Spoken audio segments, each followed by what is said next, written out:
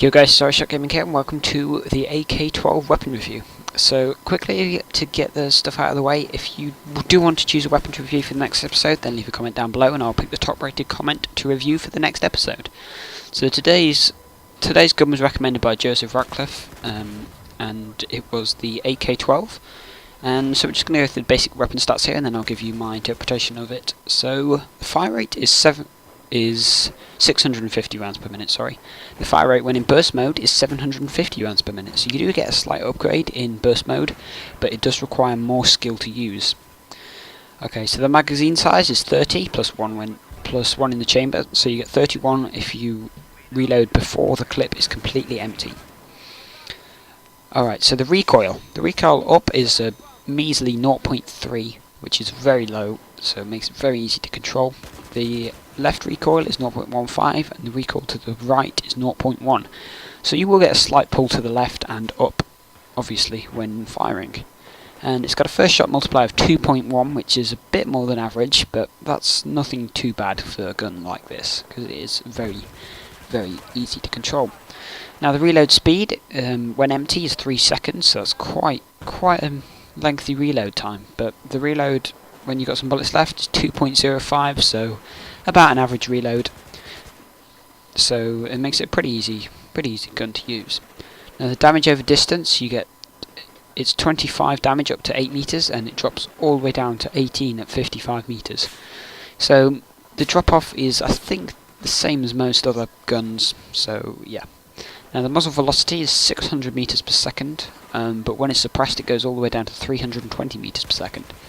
That's about average, bit of a slower muzzle velocity than most guns, and combined with that fairly slow fire rate, it does have a pretty high time to kill. Now, what I think of the gun, this is a very, very good gun for early unlock. Now you get this as a default unlock, and I think it's with pretty much the same attachments as I'm using it with now. I'm using it with the Cobra red dot sight, the vertical grip, I think it's a vertical grip. Yeah, it's the vertical grip, and I'm pretty sure it's a compensator. Or is it a muzzle brake? I think it's a muzzle brake, yeah. It's the one that reduces side-to-side recoil anyway, because I like to use that on a lot of guns just to make it a little bit better at ranges. So that's what I like to use for that. Now, my preferred attachment setup for close encounters is probably the Cobra sight. I have unlocked the Coyote sight, but I don't really like it on this gun. It doesn't go particularly well, and I'm starting to prefer the Cobra sight over the Coyote sight anyway, because of that just easy to see reticle in the middle of the screen, which makes it much easier for taking out enemies in the heat of the battle. Because the Cobra sight is very hard to lose the reticle, whereas in a Coyote sight you can easily lose that little red dot. So that's my preference for this gun. I don't like the American red dot sight, because I just don't think it's up to the task. And I like to use the vertical grip to increase that hipfire accuracy, because I think that is something that this gun does lack a bit, and you'll see throughout this gameplay I do get quite a few hipfire kills up close. I think you'll see one here, or is this the aim down sight? Yeah, see, I get a couple of hipfire kills there. And I use that in combination with the laser sight, which I think is a no-brainer for this gun, unless you want the tactical light, which is a battle pack only. And then I've talked about I prefer the compensator or the muzzle brake, whichever one it is, that reduces side-to-side recoil. So overall, I think this is a very, very versatile weapon, and I would definitely recommend using it as a starting assault rifle.